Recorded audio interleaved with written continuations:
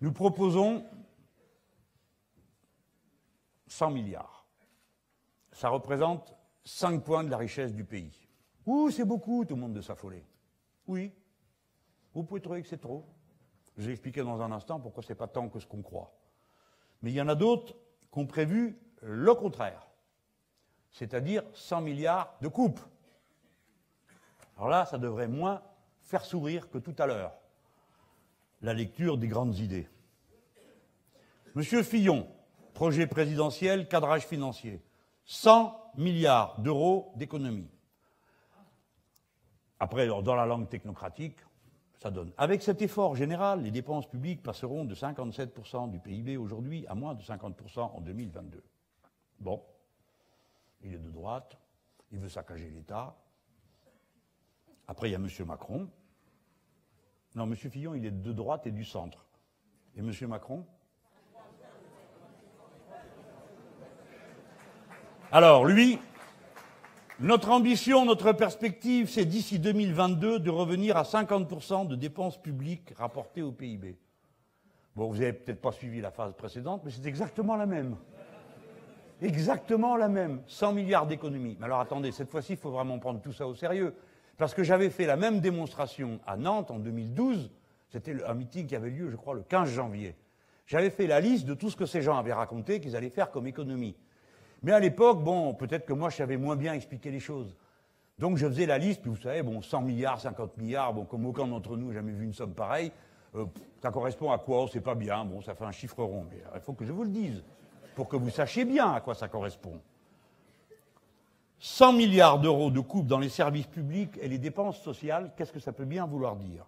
C'est 2 fois le budget annuel de l'éducation nationale. D'accord? C'est l'équivalent. Il n'y a plus un prof, plus un institut, plus une université, tchouf, plus rien. Et pas une fois, 2 fois. Tchouf, tchouf.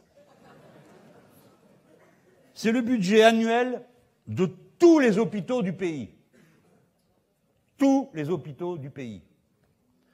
Et c'est 3 fois le total annuel, 3 fois le total annuel de toutes les allocations chômage qui sont versées aujourd'hui. Voilà. C'est pas une petite ponction. C'est pas parce que ça fait un compte rond et qu'on entend 100 milliards et qu'on se dit, brof, le pays en produit 2000 par an. C'est ça que ça veut dire. Voilà ce que ces gens-là ont prévu de faire. Les deux ont prévu de le faire. Même les patrons finissent par avoir peur de tels énergumènes. Parce que pourquoi ils font ça? Pour pouvoir aller dire à la Commission européenne, vous avez vu, je suis le bon élève. Quick, j'ai coupé. C'est comme ça qu'on saccage la France depuis maintenant 10 ans que ça dure. Et le président actuel a dit, la France est le bon élève de l'Europe. Ça vous fait plaisir, j'espère. Moi, d'une manière générale, j'aime pas trop qu'on dise que la France a des maîtres, fût-ce des maîtres d'école. Mais quand même, c'est grave d'être dans ce genre de sillon-là. C'est au point que Madame Parizeau, vous avez oublié qui c'est celle-là? C'était la chef des patrons avant. Mais ils sont quelques-uns à dire, mais qu'est-ce que vous êtes en train de faire? Qu'est-ce que vous êtes en train de faire? 100 milliards, elle dit, mais ça va être une récession carabinée. Et en effet, madame, ça va être une récession carabinée.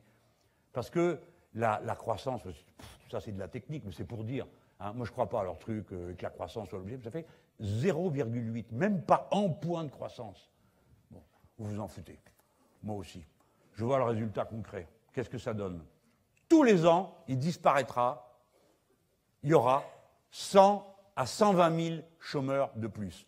Tous les ans. Avec un système pareil, une fois qu'on fait les calculs, entre ce qu'on va produire, ce qu'on va enlever et le reste. Voilà ce que ces gens-là vous préparent.